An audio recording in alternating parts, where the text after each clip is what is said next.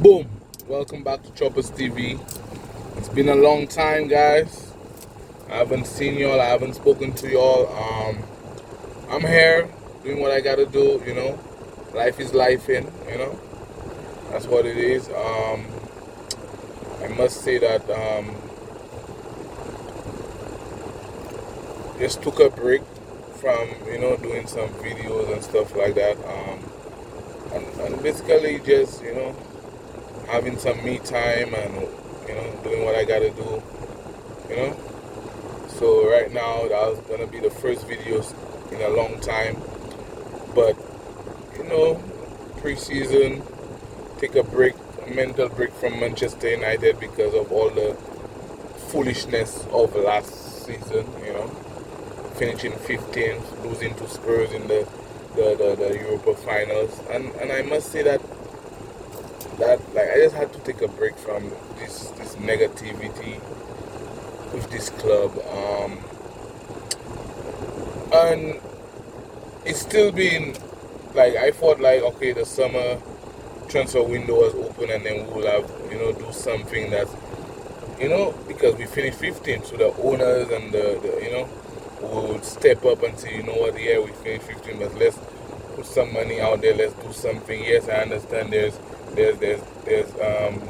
PSI or whatever, but bro, at the end of the day, bro, we Manchester United, bro, and then I just believe like the owners letting us down, bro. We finished 15th last season, bro. We supposed to be able to be in the transfer market, pursuing our targets. Yes, we might not want to spend like before because of all the foolishness, giving players large contracts and giving players some wages that was just stupid and stuff like that for not doing anything, and we just give players all big wages. But at the end of the day, we finished 15th. So now we trying to go back to the top. So for us to go back to the top, what we gotta do? We got to spend money. You understand? We did one signing in Cunha, which is an excellent signing. Don't get me wrong about it. Then we thought we would have been getting both Cunha and Bomo from Brentford like within weeks. But now it took a whole 6 weeks before we got a hairy goal from Romano and stuff for Mbomo. And this is my problem with Manchester United. Or should I say, with the owners. Because they keep on doing the same thing. Guys, Brentford wants $62 million for Mbomo. We paid $62 million for Cunha. Mboma, maybe he had more goals than Cunha, but maybe he had the same season where they had a successful season with their respective clubs. So why not just pay the bloody money? We haggling around it, bro. We Manchester United. When will we go back being Manchester United? And that's my struggle. That's my worry. That's my pain. That's the thing I don't understand. When will we go back being Manchester United?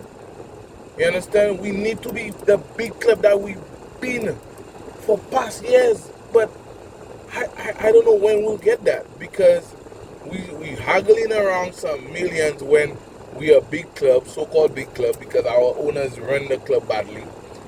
And then we got Mbomo, which he decided that he's going to join us. No matter which club came in, he said it's Manchester United. Even if we finish 15th. So that means we still have a pulling power. We still have that power to pull players. But if we don't do it, that's the problem. If we don't put our foot down and say, hey, okay, you know what, you want this? Bump, move the money. But no, we're going to be haggling over add-ons and haggling over 2 million. And at the end of the day, we'll still end up playing it because, bro, we need players. We end up 15th last season, bro. We end up 15th. Y'all brought in a manager. He did horrible last season. So for him to do at least well, he needs to be backed. He needs to be getting money to try and salvage the season or try and place or do something in this season this year. First of all, we had a friendly against Leeds. What they was at, and I'm not impressed because to me it was boring. To me it was boring. First of all, secondly, they didn't have no zeal. Like I didn't see anything different from what was happening last season. I didn't see anything different, and any fan could tell you the same thing because from what I'm hearing from other fans, they had the same sentiment as me. You understand? And I just don't understand why we not doing what we gotta do in the transfer market. Bro, for me, I believe we need a striker. And I don't tell me about Calvin Lewin and them bullshit strikers. You understand? We need a striker, a goal scorer that could score 20 plus goals, okay? I don't want no free agent player. Put that money out. Bro, y'all are millionaires, billionaires, bro. Put that money where your mouth is. Yes, we have PS, all that BS with the funds and stuff. But at the end of the day, bro, we Manchester United.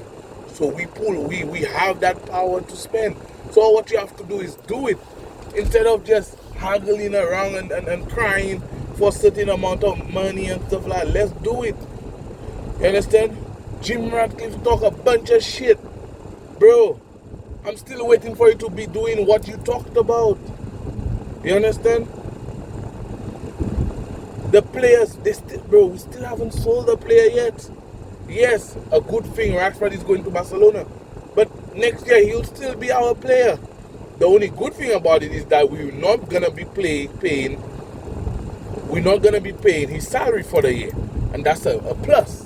Because normally we pay half of their salary and send them on loan and stuff like that. So the good thing of him going on loan to Barcelona is that they pay his whole salary. And then I also heard that he's going to be taking a pay cut. I don't know how much it is because he was on a 300 a week. So 300,000 a week. So I don't know how much it is. But at the end of the day, bro, we got to step up in the market. Now, this morning, I heard Fabrizio saying that it's likely United is in negotiation with Gokares. Oh, no. I should say they're in negotiation with Sporting. So, but then Gokares wants Arsenal. If that happens, if for some reason United did a deal, something, they talked to God or something happened and then we got Gokares, bro, I would applaud that signing so much. And I would love that hijack. But he wants Arsenal. That's one of our biggest problems right now. Is because he wants Arsenal. So in that case,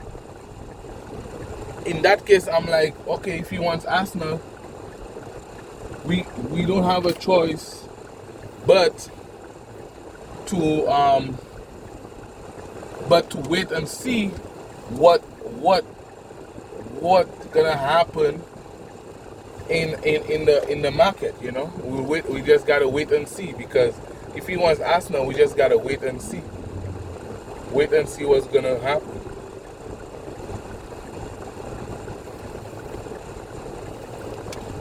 That's all. We just gotta wait and see, man, because if that hijack happens, that would be brilliant on their part. That would be brilliant on their part and stuff like that. So, but the good thing about it, Mbomo, on the other hand, Mbomo is our player right now. Basically, he did his medical, everything went good, he signed. So, hopefully that he could come on the preseason in America. Our first preseason game, it was very dull.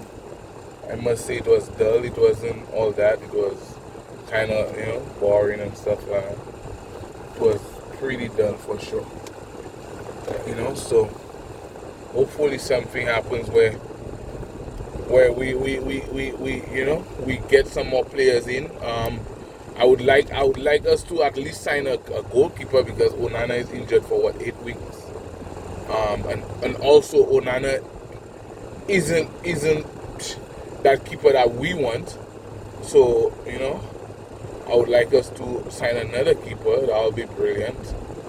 Um, and maybe a midfielder, because I'm not feeling the midfield. I'm not feeling the midfield at all, bro.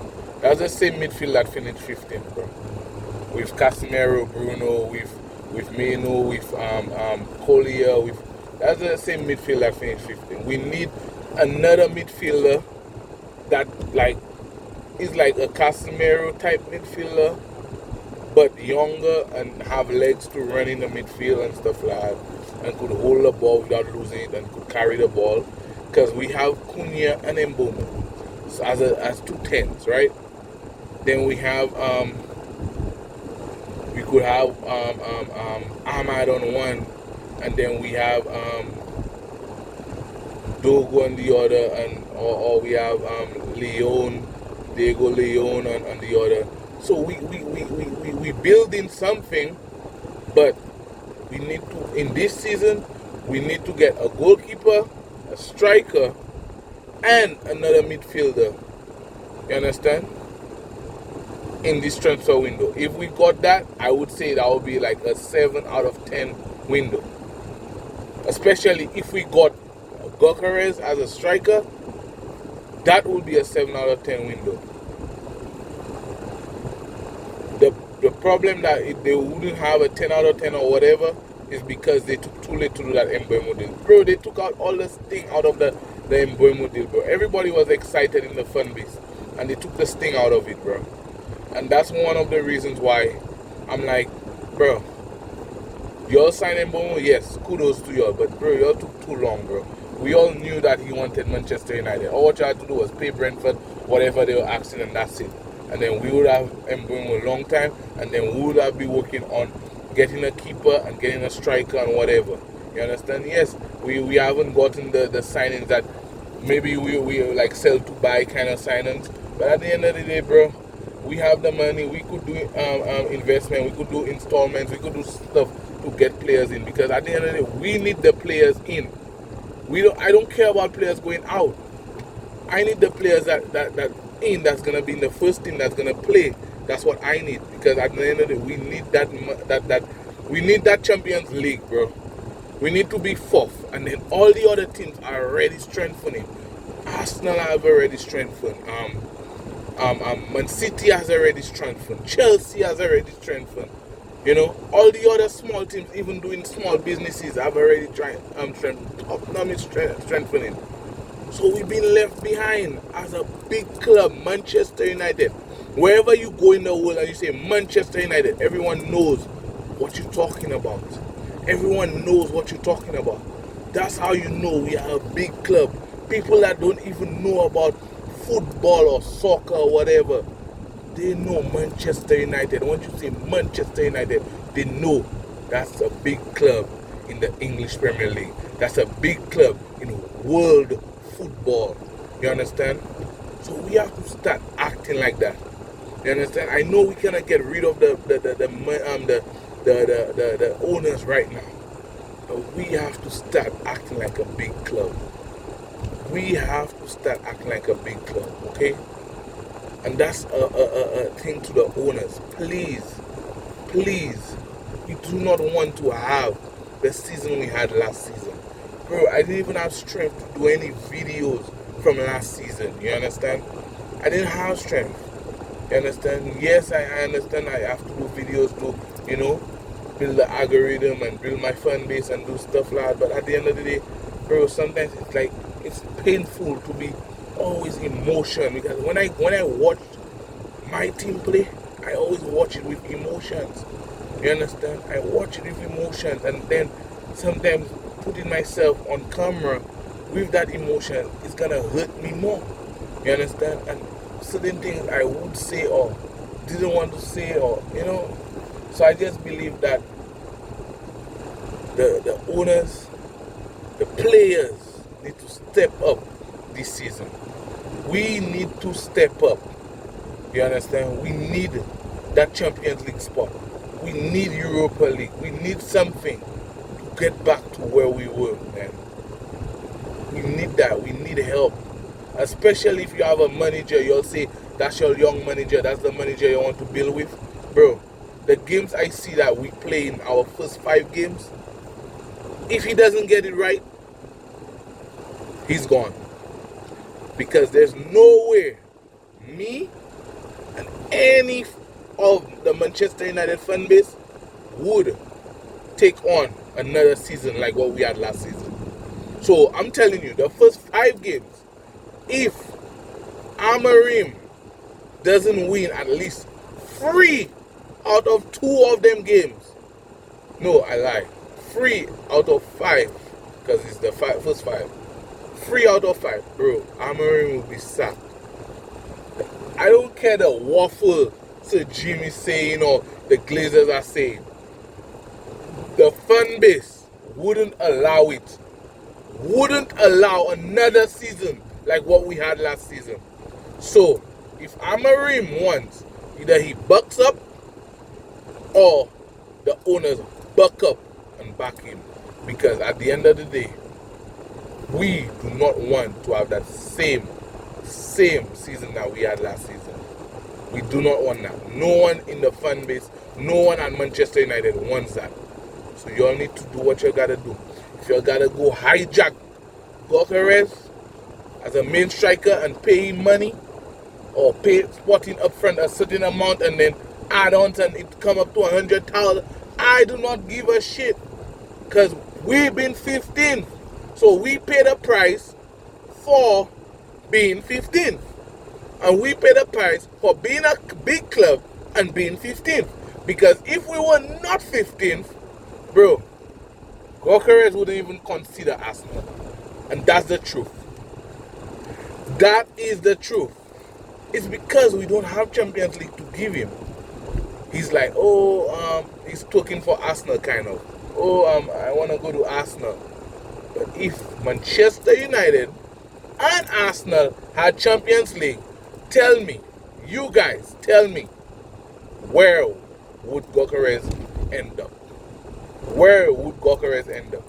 He would end up the same place, Manchester United. But because we don't have Champions League, he's what, 27, 28? As a striker in your prime, you wouldn't want to go to a club that don't have Champions League. Because basically everyone wants to play in Champions League. But if he comes to Manchester United by a reason or God sent, or something happened where Manchester United hijacked the deal, Lord, we would be singing your name forever and ever. And ever and ever. Because we know and we felt the season last season. And we don't want to be back there.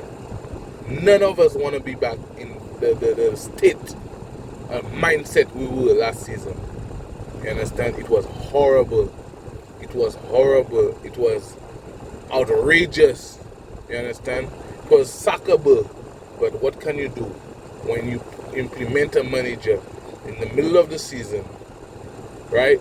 Without his players, without nothing, without no training, and then he has a different system from all other managers you guys hired. It always comes back to the ownership and the bad management of the club. You understand? We cut all kind of wages, we cut all kind of stuff, but we never do the right thing when it comes to transfers and when it comes to the players and managers and stuff like that. You understand? First of all, I'm happy that the players with the big ego, they go in. I'm happy that they ice them out. Garnacho, all of them, bro, you all had a future at Manchester United, but you're spoiled it with the fans. When you keep on doing some bullshit thinking that y'all are the club, bigger than the club, you're not bigger than the club. No player is bigger than the club. Any player that thinks they're bigger than Manchester United, I want them out of the club. I want you to be playing for the club. Bro, if you don't get on the bench, you shut your mouth and you sit on the bench. That's what I want. You shut your mouth and you sit on the bench. You don't come after a game and you didn't play, or you played for 10 minutes and come after and say, oh, we lost because the manager didn't put me. Bro, even if when we play, we still lose. So what is your point? Read the room when you do some bullshit. So you need to be iced out. You need to find another club and talking about, oh, you don't want to go this club. Get the hell out. You're not ready yet, bro. You're not ready yet. We'll take the money they giving us for you, because you're not ready yet, bro. You have to think for the club before you think for yourself. And a lot of them players, Rashford, Garnacho, Sancho, all them players was thinking for themselves when they had their PR team or their managers or their brothers or whoever come out and talk shit about the club. Bro, if you know the club is bullshit, you just keep it shut. How many times I work for companies and I know they do a bunch of bullshits with employees. But what do? I keep shut because I'm employed by them. You do what you have to do. You understand? When you're not there anymore, or what you do, you could talk. But when you're there, you play it cool. You don't get picked, you don't get picked. You understand? You don't play. And that's where the problem lies. We've been having that shit where all players could say what they want. Bro, that's the same people that pay you all the thousands of freaking dollars. So, and then it's not even the owners that pay you. Tell me. It's not the owners that pay you, no. It's we fans. Because who comes and see you guys? Who comes and see you guys? Who pay for subscription after subscription to watch you guys play? Tell me. How would you think the club will give you all that money? Tell me, if we were not paying for subscription, paying to watch you, paying for this, paying for shit, paying for merchandise, paying for everything. Tell me. That's why you have to keep your mouth shut and do the work. You understand? You make the good money, right? So do the work. Put in the work and stop talking for foolishness. Read the freaking room. That's what you have to do. All of y'all that been iced out, read the room, because all of y'all had something to say at the time. You understand? Read the room. But right now, Manchester United, bro, I don't know who's worse. Is it Sir Jim or the Glazers, bro? Because Sir Jim came and, like, bro, I haven't seen, bro. To me, it's just terrible shit he been doing. From terrible shit after terrible shit after terrible shit. Peace. So that's why I don't understand. So I'm just saying, preseason we got a game. I think next weekend we got a game on Saturday in New Jersey. The guys coming out for preseason. I just want us to, you understand? I want us to do something that makes sense, okay? I want us to play and see something different, see some rhythm, see something that makes us stronger than how we were last season. You understand? That's what I want to see. You understand?